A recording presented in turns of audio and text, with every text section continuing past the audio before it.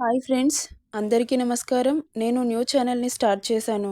New story లింక్ని కింద ఇస్తాను, క్లిక్ చేసి ఒకసారి చూడండి. నచ్చితే సబ్స్క్రైబ్ చేసుకోండి ఫ్రెండ్స్. మీ సపోర్ట్ నాకు ఎప్పుడూ ఉంటుందని ఆశిస్తూ ఇక స్టోరీలోకి వెళితే ఈరోజు కథ నా గుండె చప్పుడు నువ్వే పార్ట్ 121. అంజు షాపింగ్ ముగియడంతో బాబు తన దగ్గరికి వచ్చి నీ షాపింగ్ ఫినిష్నా అంటాడు. అంటుంది తలూపుతూ. హర్ష తన చెయ్యి పట్టుకొని అక్కడి నుండి తీసుకెళ్తుండగా కిరణ్ వచ్చి ఎక్కడికి రా అంటాడు. మళ్ళీ వస్తాం, బిల్ సెటిల్ చెయ్యి అని చెప్పి అంజుని తీసుకొని వెళ్ళిపోతాడు. ఏంటా అని అయోమయంగా చూస్తూ ఉంది అంజు. కార్ స్టార్ట్ చేసి ఒక షాప్ దగ్గర కార్ ఆగగానే తల తిప్పి చూసి షాక్ అవుతుంది అంజలి.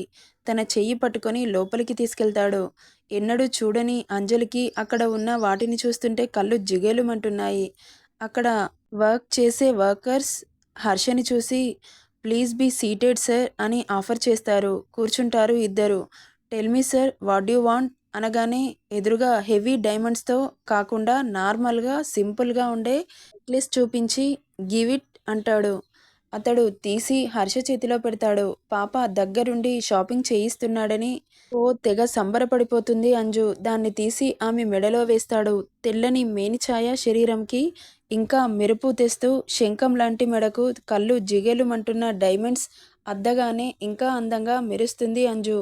అలా తనకి కావలసిన గోల్డ్ డైమండ్ నగలు తీసుకొని అక్కడి నుండి ఇంకో ప్లేస్కి తీసుకెళ్తాడు. షాప్ రాగానే కార్ ఆపుతాడు.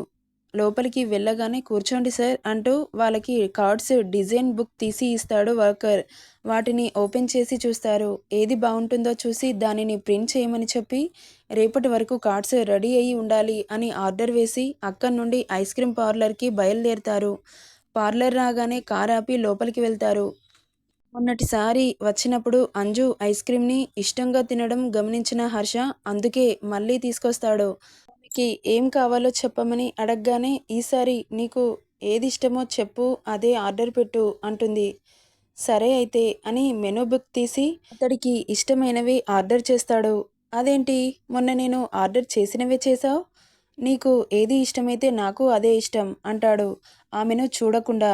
అతను అలా అనగానే అతడిని ఆరాధనగా చూస్తుండగా బేరర్ ఐస్ క్రీమ్ తీసుకురావడంతో చూసింది చాలు కానీ ఇక తిను అంటాడు. బాబు మాటకి చిన్నగా నవ్వుకొని స్పూన్తో ఐస్ క్రీమ్ తీసి నోటి దగ్గర పెట్టుకుని హర్షని చూస్తుంది. బాబు ఏం పట్టనట్లు మొబైల్ వీక్షిస్తూ ఉంటాడు. నువ్వు కూడా తిను హర్ష అంటుంది. ఆమె మాటకు ఎలాంటి రెస్పాన్స్ ఉండదు. రావణ్ అని అనుకుంటూ ఆమె నోటి దగ్గర పెట్టిన స్పూన్ని హర్ష నోట్లో పెడుతుంది.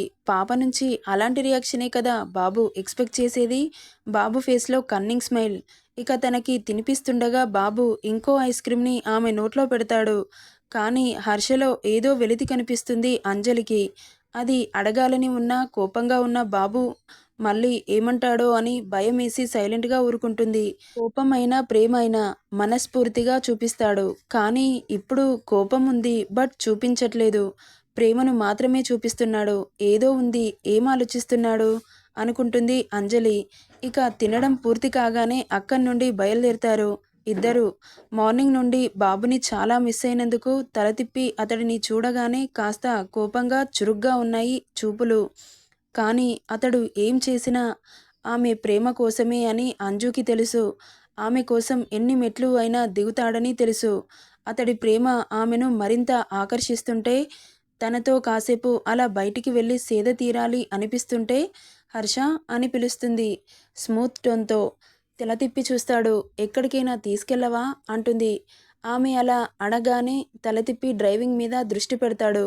ప్రియురాలు అడిగిన కోరికని నెరవేర్చడానికి కార్ని హైదరాబాద్ రోడ్ల మీద పరుగులు పెడుతుంటే అతడి స్పీడ్కి కంగారు పడుతున్న అతని దగ్గరికి వచ్చి అతడి చేతి పట్టుకొని షోల్డర్పై చెయ్యి వేసి భుజం మీద తల వాల్చుతుంది. ఆమె స్పర్శకి తల తిప్పి తనని చూసి చిన్నగా నవ్వుకొని డ్రైవింగ్ మీద దృష్టి పెడతాడు. ఎప్పుడూ ఏదో ఒకటి అని టీజ్ చేసే హర్ష ఎందుకు సైలెంట్గా ఉన్నాడు? ఈయనకి ఏమైంది అనుకుంటూ ఆలోచిస్తూ ఉండగా కాసేపటికి కార్ ఆగుతుంది. కార్ ఆగగానే తల తిప్పి చూస్తుంది అంజు. చుట్టూ చూస్తూ ఎక్కడికి తీసుకొచ్చావు హర్ష అంటుంది. బాబు ఏం మాట్లాడకుండా కార్ దిగుతాడు. అంజు కూడా తనతో పాటే కార్ దిగి అక్కడ కొండలాగా కనిపించడంతో కాస్త పైనికి వెళ్ళి కాళ్ళు కడుక్కుంటుండగా గుడికి తీసుకొచ్చాడని అర్థమవుతుంది. ఆమె చెయ్యి పట్టుకొని పైనికి తీసుకెళ్తాడు.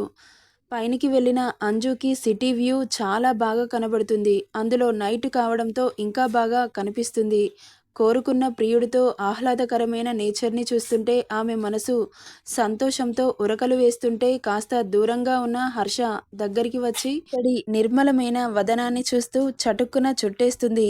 ఆమె దగ్గరికి వస్తుంటే అతడి ఫీలింగ్స్ని కంట్రోల్ చేసుకోలేకపోవడంతో ఆమెను అతి కష్టం మీద దూరం జరిపి పద అంటూ తన చెయ్యి పట్టుకొని లోపలికి తీసుకెళ్తాడు. హర్ష బిహేవియర్కి ఆశ్చర్యంగా, అయోమయంగా, బాధగా అతడిని చూస్తూ ఉంది. ఏదో తేడా కొడుతుంది బాబుని చూస్తుంటే. అంజు హర్షని చూస్తూ లోపలికి వెళ్తారు. శ్రీ వెంకటేశ్వర స్వామి దర్శనం చేసుకుని గర్భగుడి బయటకు వస్తారు. ఆమె అడిగిందని ప్రేయసి కోరిక కాదనలేక తీసుకొస్తాడు హర్ష. అక్కడి బిహేవియర్కి బాధగా అక్కడ ఉన్న నేచర్ని ఎంజాయ్ చేయలేకపోతుంది అంజు. అటువైపు తిరిగి శూన్యంలో చూస్తూ ఆలోచిస్తుంది. హర్ష ఆమె మీద ఉన్న ఫీలింగ్స్ని ఎంత కంట్రోల్ చేసుకుందామని ట్రై చేసినా అతడి వల్ల కావట్లేదు. ఎదురుగా మనసుకు నచ్చిన చెలి దరి చేరడంతో అతడి మనసు ఆమెను తాకాలని ఉరకలు వేస్తుంటే ఇక తన ఫీలింగ్స్ని కంట్రోల్ చేసుకోవడం అతడి వల్ల అవ్వక వైపు తిరిగి ఉన్న ఆమెను వెనక నుండి మెల్లగా 2 చేతులతో లాక్ చేసి ఆమె మెడవంపులో పెదవులు నిలుపుతాడు.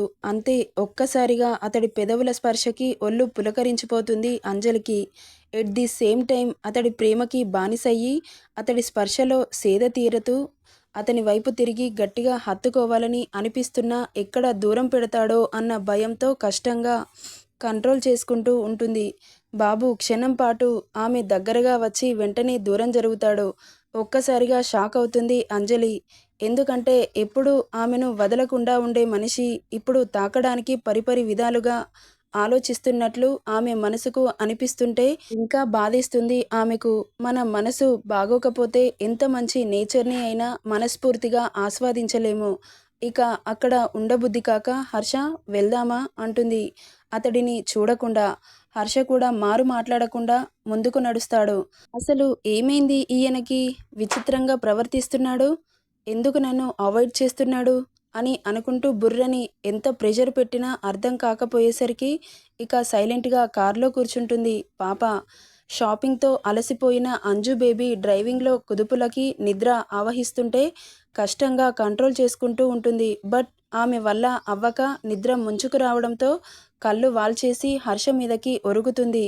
పడుకున్న నిర్మలమైన వదనాన్ని చూస్తూ చిన్నగా నవ్వుకొని క్యూట్గా అనిపిస్తున్న ఆమె పెదవులని వేలితో చిన్నగా టచ్ చేసి డ్రైవింగ్ మీద దృష్టి పెడతాడు.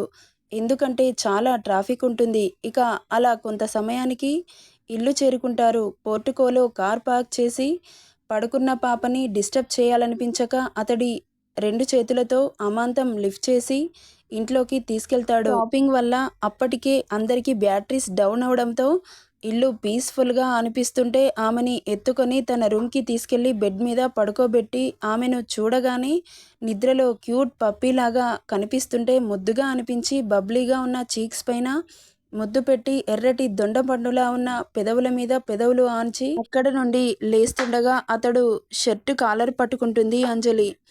పట్టుకున్న ఆమెను చూడగానే చాలా నిద్రలో ఉంది. Please Harsha, don't leave me. నన్ను వదిలి ఎక్కడికి వెళ్ళకురా. నేను కూడా నిన్ను వదిలి ఎక్కడికి వెళ్ళను. I promise you. నువ్వు లేకపోతే క్షణం కూడా నరకంలాగే తోస్తుంది నాకు అంటుంది నిద్రలో. బాబు ఫేస్లో ఎక్కడ లేని సంతోషం. అలాంటి ప్రేమనే కోరుకుంటున్నాడు కదా అతను. Extreme of love. అతడిని వదిలి సెకండ్ కూడా ఉండకూడదు అన్న స్వార్థం.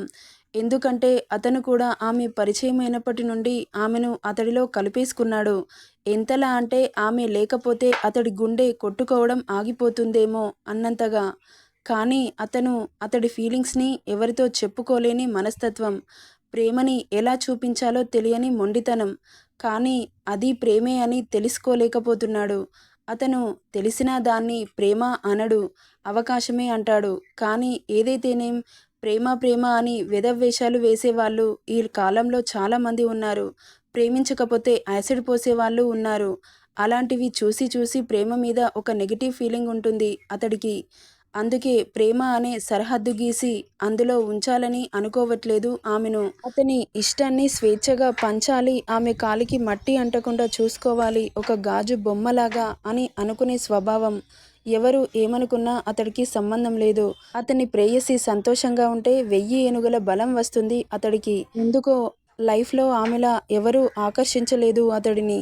ఆమెను చూస్తూ జీవితాన్ని గడిపేయాలి అనుకుంటున్నాడు. ఆమెలోని ప్రేమ 1% కూడా ఎవరికీ పంచడానికి వీల్లేదు. ఓన్లీ అతడికి మాత్రమే సొంతం అన్న స్వార్థం అతనిలో.